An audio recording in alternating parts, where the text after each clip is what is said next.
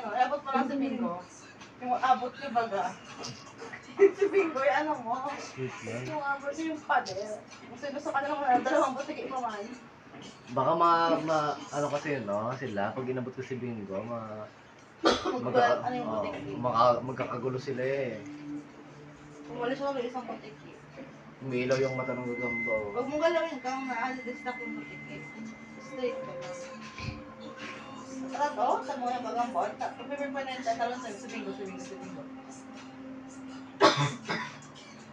Hunter talaga, no? Tingnan mo. Nag-third party ba siya? Nag-third party siya? Tingnan mo. Wala niya bumaba yung pagbilis. Ang bilis!